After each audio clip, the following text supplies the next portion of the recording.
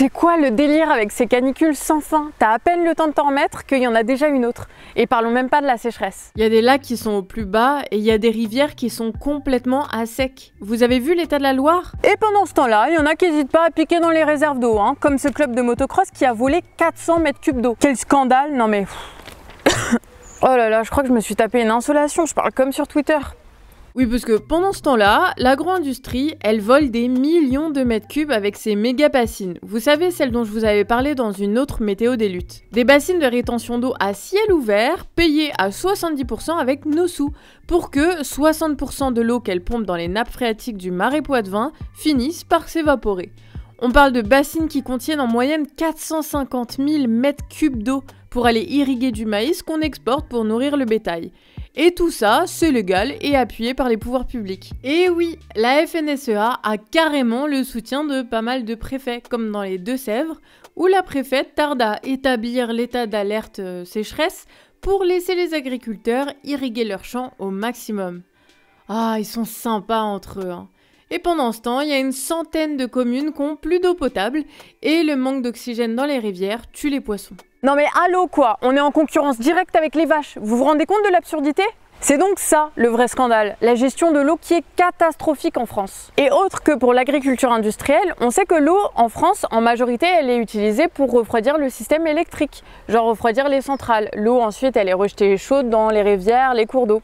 Mais est-ce que vous saviez, vous, qu'il y a 20% de l'eau qui est perdue en France à cause du mauvais état des canalisations? Et pendant ce temps-là, Macron, il fait le BG à travers le monde, la France c'est génial, tout ça. Mais wesh, répare tes tuyaux déjà! Bref, c'est cette évidence de la gestion minable de notre eau qui a joué en la faveur du collectif Bassines Non Merci, qui était reçu en audience au Parlement européen le mois dernier suite à leur pétition contre les méga-bassines. À la surprise générale d'ailleurs, la majorité des parlementaires, y compris des copains habituels de la FNSEA, ont validé les requêtes du collectif. La France va se faire taper sur les doigts et une mission parlementaire sera probablement envoyée l'année prochaine pour voir ça de plus près. Espérons qu'elles aillent aux Antilles aussi, hein, histoire de voir ce que ça donne une gestion catastrophique de l'eau pendant plus de 20 ans. Mais dans le cas des bassines, ça avance petit à petit. C'est un bon exemple de ce que les démarches juridiques peuvent apporter aussi aux luttes. Ici, Bassines Non Merci a mis en avant les infractions et les 6 directives européennes non respectées par les porteurs de projets des méga-bassines et a gagné de nouveaux soutiens, ce qui peut peser dans le rapport de force. Avouez, ça fait plaisir quand même. Bon, ça serait encore plus stylé si le Parlement européen avait vraiment du pouvoir. Je suis en train de me cacher de mon micro là. Allô? Parce que franchement, il y a vite de quoi devenir un doomer qui se roule en boule dans son lit quand on écoute les politiques et leurs conseils écolos à 2 balles, qu'on voit leurs copains prendre plusieurs jets privés par jour, et que la jet set se retrouve au milieu d'un désert pour assister à un défilé rendu possible par l'utilisation de systèmes de clim géants. Et qu'en plus, les gens sur les réseaux répètent que cet été sera l'été le plus frais du reste de ta vie. Mais bon, on verra bien qui aura le plus chaud quand on ira cramer leurs jets. Alors, pour pallier à la doom attitude, dès septembre, pour la saison 4 du Canard, on va continuer de vous insuffler de la vie. On va continuer de vous parler des luttes passées pour vous inspirer, vous parler des luttes en cours pour vous mobiliser et vous donner de la force, et suivre de très près les luttes naissantes. Mais même si c'est les vacances, il y a toujours des trucs qui se passent. Et ouais, parce que lutter, c'est pas que batailler, hein, c'est aussi célébrer la vie.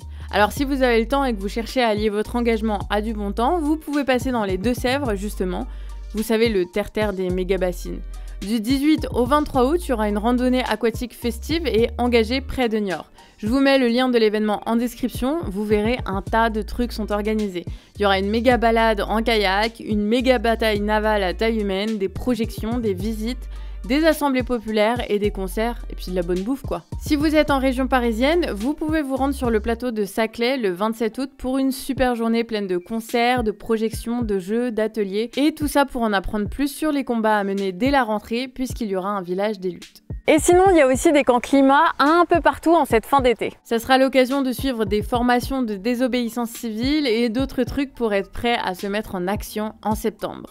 Donc pour ces camps climat, ça se passe le week-end du 18 août à Toulouse ou alors à Nantes ou dans les Alpes fin août. Et comme d'habitude, je vous mets tous les liens des sources et des événements en description. Et je le répète encore, mais un grand merci à toutes celles et ceux qui nous ont soutenus cette année. Déjà, grâce à l'argent du financement de l'année dernière, on a pu se professionnaliser et on vous a fait plein de contenus différents et puis on s'est bien amusé. Et grâce à l'objectif à atteindre cette année, ça va continuer.